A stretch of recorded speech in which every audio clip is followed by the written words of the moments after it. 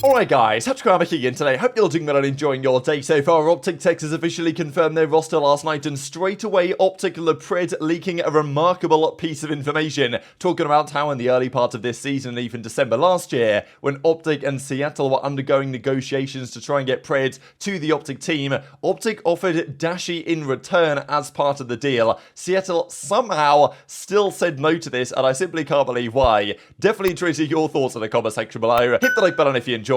Subscribe if you're new as always, I greatly appreciate it. So it was all confirmed last night, and they actually did do a lightsaber thing. It wasn't in the announcement video they put on Twitter. I'm guessing they did these takes as part of what's going to be the process for the coming days. So I think they revealed last night that the process was they were trying to do some things there to delay it, and that's probably the reason why they didn't have like a time, let's say, when they did their tweets a couple of days ago now, because they wanted to ensure the process was done in time. And usually when they're not sure if it's going to be done in time, it's probably not going to be. So they had the backup plan, and this is actually particularly well done, I thought, and well edited. And here comes Kenny sitting down with the lightsaber. So pretty well done. I think Kenny said it took them like 10 takes to actually get this right, because he had to hit Zinni a little bit hard so he could fall off the chair. Good stuff. And I imagine that'll probably be in the process episode, but it wasn't in the cut that they did for the official announcement last night. Couple of reaction here from some of the other players, just because one of the big storylines that I'm looking forward to is this LA Thieves battle when, okay, Octane's gone and retired, but Kenny on OpTic, Envoy on Toronto, and then of course Drazah on FaZe is going to be very exciting, especially from Kenny's point of view, because as we said yesterday, Drazah was the first pick for OpTic. Would he have been a better pick? Would Kenny have been a better pick? It's honestly pretty difficult for me to say, and listening to what Kenny was talking about on the breakdown last night kind of, makes me believe that Kenny is going to be the man for the job here, and I've thought that for some time anyway. But still, Kenny will definitely want to prove that he's the better man than Drazah when they play, and of course that makes OpTic versus FaZe even better than it already is. So they did the announcement right, OpTic, Kenny, FaZe, Drazah. It works so well in so many different ways, and as Shotzzy confirms, welcome boys, Pred's in, Kenny's in, and that's going to be their team going forward. And of course last night I was focusing mainly on the Pred and Kenny piece of the puzzle, but let's not forget the players that Dashy and Shotzzy are and have been. Okay, Shotzzy had a bit of a down season technically, but Shotzzy's one of the players that whoever plays with him is gonna, it's the same way that CleanX, I think.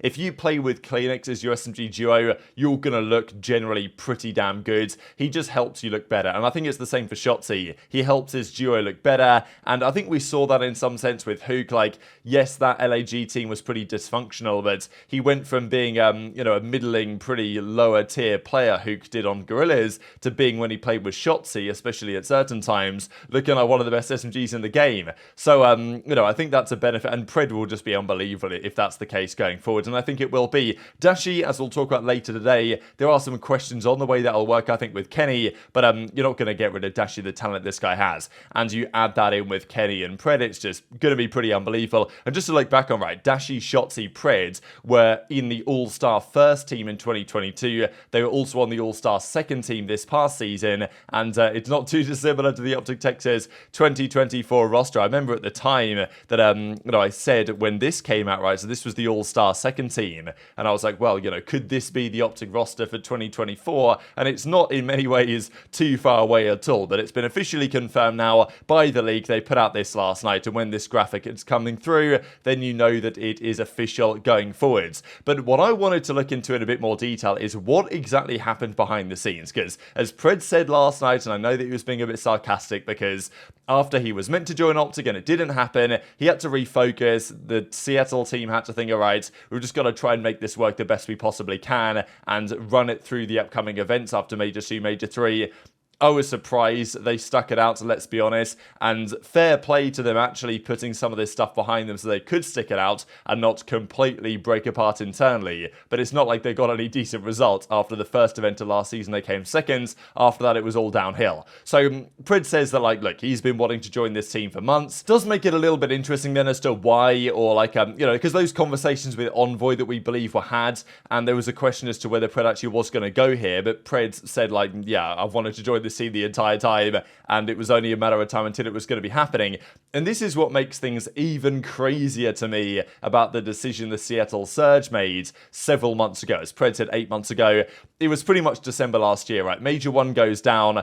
the team was in a bit of a shambles, and as Dashy said at the time, that he knew straight away after that event at Major 1 that he was going to be done and dusted, because he'd seen like Shotzzy and Rambo and Illy or whatever like having a chat together, and then he puts a message in the group chat, he doesn't get an immediate response, and that's when you know you're getting dropped. So this was, you know, late December pretty much, where it was clear that Dashy was gone, and that was confirmed in due course as well. And Pred was obviously the man they tried to get instead. And I do wonder if Pred did come, then, I mean, it's quite possible that Scump stays around, right? But it was just all this chaos led to Scump's eventual retirement shortly after all this drama. But Hex talked about this at the time in quite some detail, that from his perspective, and Seattle have a different view. And I know that Revan at the time, who was on Seattle at that point, general manager, came out and did a statement to say that effectively the point of view that OpTic are putting across was different to their point of view, but so it's difficult to say. But even Scump mentioned it on the breakdown last night, that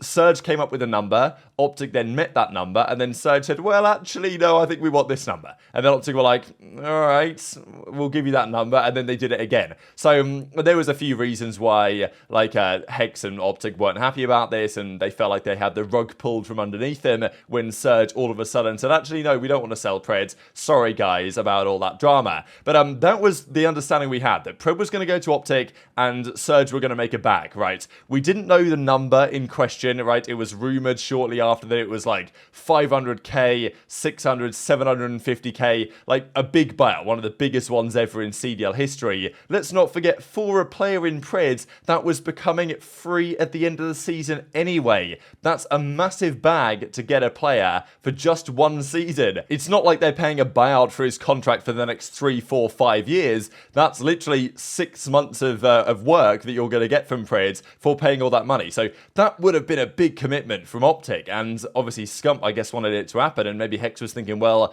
we've got to pay a lot of money here, but at least keep Scump happy and it's going to work. And probably what they did to try and sweeten the deal is offer to send Dashy the other way, because at that point, Dashy was not part of OpTic's plans. I do wonder what they'd have done in that role exactly, whether, like, because I know that Arcetes there was talk about him coming back, but obviously it didn't matter in the end because Dashy returns to the starting team anyway. But they were trying to offer Dashy as part of the deal. So, and I don't imagine this is a one-for-one trade here. I'm guessing this is Dashy plus a load of money for Pred. A Pred, let's not forget, who was going to be able to walk away anyway. We just played in the finals. We just came top 2 at an event. And then, you know, we all went back like home for like New Year's Eve, Christmas, stuff like that. And then I remember you guys just hitting me up, you know, saying like, look, we're trying to make it happen. And I just remember Seattle being open to do it and actually given sort of a green light for it to happen.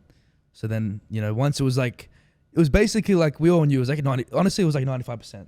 Like we all thought it was like 95% done. So, well, so I don't know if we've really talked about it, but so the thing with Seattle is they were like, if you get us to this number, we're going to let him walk. He can come over. We got to that number, and then they were like playing with us because like we didn't scrim for that week and a half because we were like trying to get me, because we were trying to get you the whole time. We didn't play for that whole week and a half, and then we got rug pulled. Yeah, and it was just a bad situation. No, it definitely was. It was just bad because of how long it went. If it was just a straight no from the start, then it's like everyone kind of expected that, but because it got so like deep into the situation, that's what's probably what was actually the most affecting was how long it took, you know, because the longer it took, so like for example, since I was most likely going to be going, you know, there was obviously like Brendan was going to be coming over to Seattle, and obviously Lamar and Brendan can't be on the same team, so then Lamar was going to be not on the roster, so you know what I'm saying. So Lamar's kind of preparing to potentially leave the team. This is the tea. You know what I'm saying? Wait, yeah. What? This is some Lamar and serious Brandon. tea. Yeah. So that was literally going to be. Jesus Christ. Yeah, that was going to be it. And so it's difficult to say whether this would have been a straight up trade deal and whether OpTic said, hey, we'll give you Dashy, we get Pred, done and dusted, or whether they said, you know what, we'll give you Dashy, we get Pred, and we'll give you all this money as well, because if that's the case, like, what are Seattle playing at? Now, I know they've been clowned on for years by, especially Octane was the original one after he left that team, and he said that those guys are completely clueless over there, and he doesn't want to work with them ever again, and they're still at it again today, because whoever made this decision to turn down this amount of money is just absolutely insane. I mean, the idea that Pred was going to go anyway, and this is the thing that is just remarkable about this, that they lost Pred anyway, right? He was going. He was going to go at the end of the season to OpTic anyway.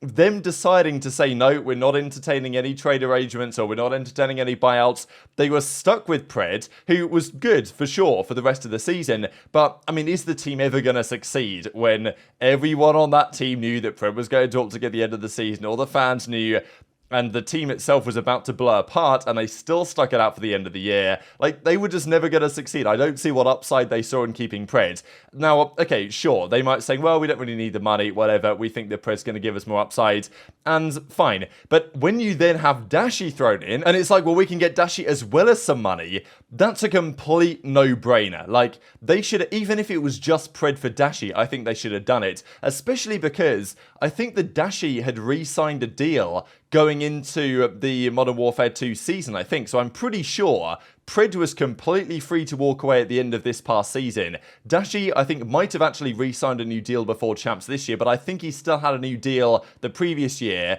on like a 1+1 basis. So if they'd have done that trade, I don't think that Dashy would have just been able to walk away at the season anyway as well. I think it's quite possible that they'd have been able to keep Dashy around for another year on that contract, replace Accuracy, and look, maybe that team wouldn't have worked. Dashy, Sib, Mac, and maybe they get Gwyn at some point, or they do some sort of change. I don't really know.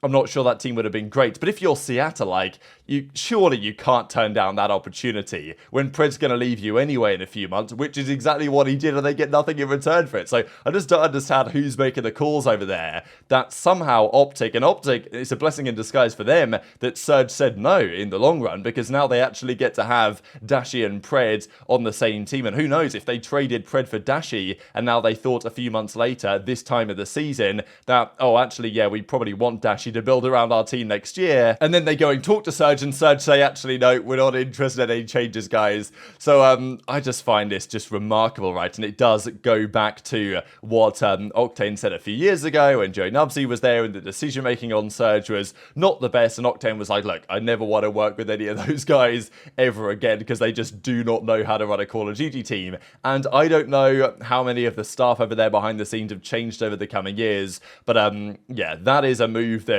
is going to, well, it's worked out well for OpTic in the long run, because they had a solid finish to the season with Hook on the roster, and now they get Pred, and Dashy's still there. So I guess Seattle have done OpTic a favour in some sense. Do wonder what Surge would have looked like had Accuracy left, but even as Pred says, like, Accuracy and Pred both had to say, well, actually, we are going to still be on this roster, and then Accuracy went through the whole thing that he may not have known about, but we saw Clace to say that after Major 2, there were discussions for Clay to replace Accuracy. So Accuracy was almost dropped twice in the space of about 2 months, but he does stick it out, and hopefully he's going to get a decent team again this season. So anyway, Pred ends up at OpTic, and in the long run, it's Seattle, I think, have done OpTic a favour on this one. And maybe if Rambo does join over there as their head coach, he can change the culture or some of the decision making in that organisation to some degree, because they're certainly going to be needing it. And these are Pred's numbers so far in his career: 13 pro tournaments, 3 appearances in finals, 1 tournament victory, his KD, prize money, all that type of stuff, pretty good, and a bang on 50% series win-loss, so he'll obviously be looking to change that one going forwards. And I did think this is pretty funny here, right, from Show about, well, Kenny, when he pops a YY and he loses the gunfight,